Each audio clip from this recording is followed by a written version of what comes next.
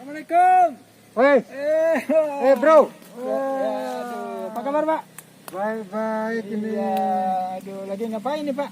Ini apa? Mencari peko. Iya. Peko ya, bukan apa?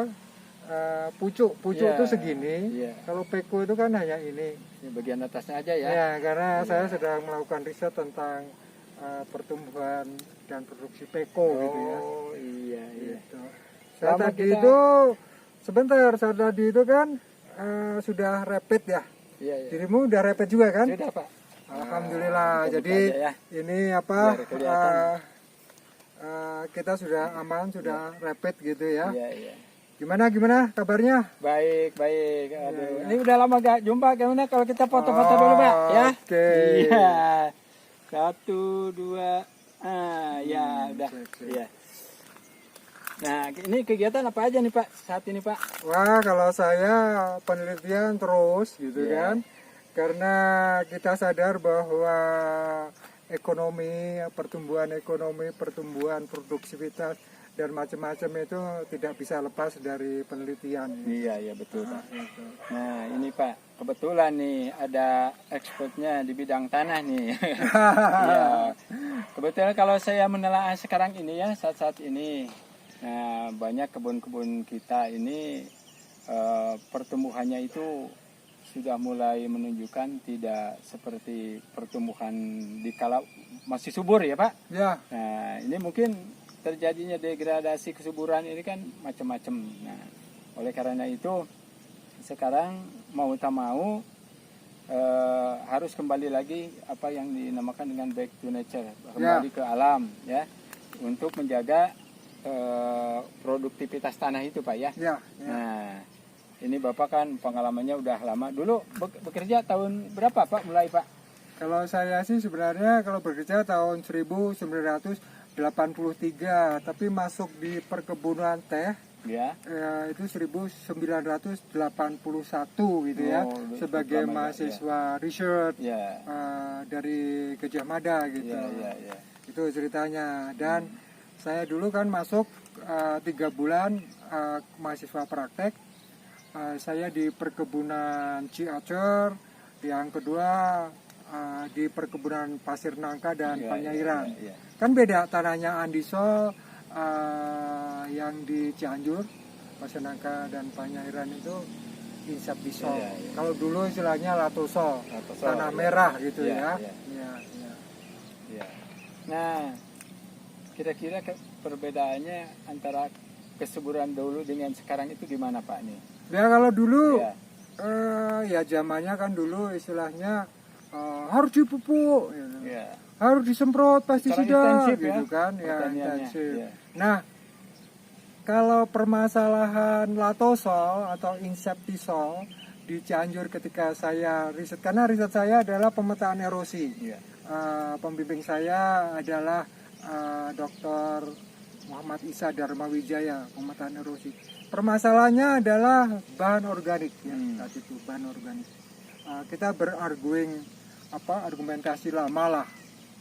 Pak Bujo, ini kalau kompos untuk menaikkan bahan organik perlu berapa? 20 ton per hektar. Mau babat hutan Ya, mana? ya, Saat ya. itu memang permasalahannya di situ. Tapi mau Bahan tidak baku ya. mau memang yang namanya bahan organik harus dinaikkan, kan gitu. Permasalahannya karena tanahnya latosol supaya soil water holding capacity, jadi memegang airnya lebih tinggi gitu ya. Nah di situ akhirnya mau tidak mau makin kesini kan bahan organik di Pasir Nangka dan di Panyairan tuh makin tinggi kan. Nah kalau saat 1981 itu masih 900-an kilogram kering per hektar. Ya. Kalau sekarang kan bisa 2.000-3.000 kan Ya, gitu. Itu selain masalah klon, juga kesuburan ya. Walaupun akhirnya ada stagnan. Jadi kita kalau orang tanah ada peta kesesuaian lahan ya, apa ya, adanya, ya, ya. memang sesuai. Tapi kemampuannya ada peta kemampuan lahan pada lahan yang sesuai. Nah, kira-kira nanti kita evaluasi lagi gitu. Begitu kurang lebih ceritanya. Tapi kemudian yang sangat menarik adalah tidak hanya menambah bahan organik tanah, tapi adalah hayati. Nah, ngomong-ngomong organik dan hayati nih, ini kadang-kadang kita dijadikan bingung nih, apa bedanya organik atau dan pupuk hayati? Itu kan ada itu beda. Ini kira-kira yang disebut organik dan hayati ini gimana tuh Pak? Masih Mungkin bisa ingat kan? diterangkan. Selama hayat masih di kandung badan, Ya. selama hayat, selama hidup kan gitu. Ya. Berarti kalau tanah bisa ada hayati, berarti tanah ada kehidupan. Ya. Berarti tanah itu ada mikroba yang bermanfaat bagi penambatan nitrogen, penambatan fosfat gitu kan. Proses dekomposisi makin tinggi mikroba. Jadi kita sebenarnya makin pandai beternak mikroba di tanah itu gitu ya. Kalau bahan organik permulaan memang bahan organik kan, kita tambah kompos. Tapi kompos itu kan setelah melalui proses dekomposisi itu kan panasnya tinggi. Mikrobanya kadang-kadang kan nol kan karena panas. Kita kasih insentifnya mikroba sehingga bahan organik naik, kadar hayati naik, jadi di bawah permukaan tanah itu sehat. Betul. Jadi di dalam tanah itu terjadi kehidupan kehidupan daripada mikroorganisme tersebut ya. Oh iya. Dan kalau bicara masalah sebenarnya tidak hanya masalah perkebunan teh ya, masalah padi gitu. Masalah hortikultura gitu. Kita tuh makin lama makin kalah dengan negara tetangga di ASEAN. Bukan karena kita bodoh tidak bisa bertani gitu ya. Tapi sebenarnya kuncinya adalah tanah kita makin kemampuan lahannya makin turun karena hayatinya kalah bersaing. Jadi negara tetangga kita itu makin tanahnya, lahan pertaniannya makin hayati, makin hidup, makin sehat, basicnya bahan organiknya makin naik, kita enggak. Jangan komplain kalau kita kalah, tapi kita harus sadar, oh iya ya, kita belum begitu hebat dalam beternak mikroba di lahan pertanian kita. Nah, salah satu contoh, saya hidup di luar negeri itu hampir 10 tahun gitu ya. Nah, di New Zealand sama di Queensland di Australia.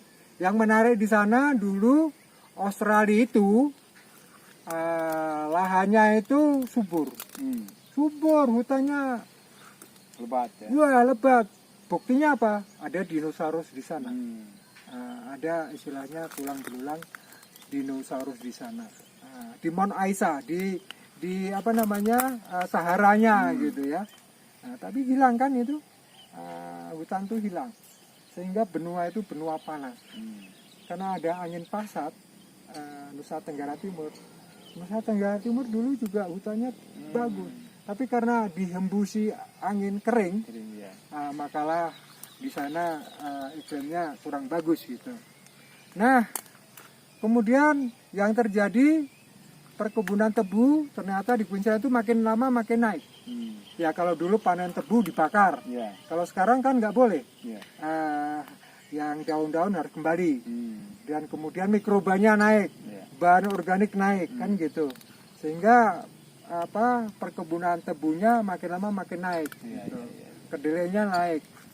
Dan jangan heran kalau Yasmin rice, padi, kalau diceritakan kan padi melati. Tapi yang namanya di sana terkenal Yasmin rice. Itu kita makin lama makin kalah loh. Bisa ditanam di Queensland.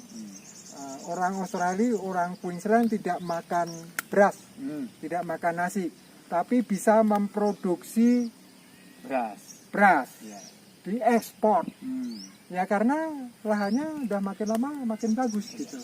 Nah di situ jadi istilahnya jangan hanya komplain, kita harus sadar bahwa lahan kita makin lama makin kemampuannya makin turun. Nah ini kompleks sekali kan masalahnya kalau di Jawa, masalahnya petani punya anak 4, meninggal, bagi waris makin kecil gitu kan. Kita harus belajar masalah land reform. Masalah land reform saya nggak bisa jawab. Itu masalah hukum dan pelik, saya kira bagian orang lain ya. Tapi yang jelas memang kita harus menaikkan tingkat kesuburan tanah yang lebih hayati berdasarkan kenaikan bahan organik. Atau dibalik juga bisa. Tanah kita C-nya baru organiknya makin naik, tetapi makin hayati. Kira-kira pusing nggak? Bisa ya? Iya. Gitu. Dan kemudian sebenarnya itu tadi contoh di Queensland. Contoh di kita. Ada ya di kita juga ya. Dengar nggak? Gunung Kidul. Oh iya. Wonosari, Tuh, Wonogiri. Terkenal air aja susah ya di sana Ya. dulu ya. Tapi sekarang kalau kita jalan itu aspalnya bagus, ternaungi pohon jati, rimbun. Ya itu karena pemimpinnya dulu Sri Sultan Hamengkubuwono yang ke-9 itu selalu sapi, domba, entah hilang entah mati, pokoknya kotoran itu kan akhirnya di bahan organik kan, itu cadas dipotkan. Wah, itu dulu ketika saya SPMA, Sekolah Pertanian Menengah Atas, tahun 73, 75, berapa puluh tahun itu. Itu masih jelek, tapi sekarang ya ampun, hijau semua, teras gitu. Nah, itu tidak terlepas bahwa di Jogja Selatan sana bahan organiknya naik, ada terasering, tidak ada erosi dan lebih hayati. Nah, begitu. Perkebunan teh kita jangan komplain. Vietnam dulu kita bangga ya, nomor 5 dunia. Sekarang terus nomor 6, nomor 7 Vietnam, Turki naik. Ya jangan komplain. Nah, kita harus bisa menjaga lebih hayati gitu ya. Jangan bilang teh organik karena tidak dipupuk ya. Karena tidak dipupuk jadi organik itu jangan seperti itu. Jadi saya kira udah paham ya. Organik yang hayati. Dan tentu saja kalau ingat pertanian organik, ingat apa? Hayati. Ingat Bionusa. Oh iya. Ingat Bionusa. Jadi sekarang juga selain perkebunan teh, porang organik. Nah, saya kira itu saya kebetulan ada pengamatan di sana ya. Oh iya. Terima kasih sekali ini ilmunya Pak. Terima kasih ya. Assalamualaikum Waalaikumsalam warahmatullahi wabarakatuh. Ya, pengamatan nanti ketemu lagi ya. Ya Pak. Ya.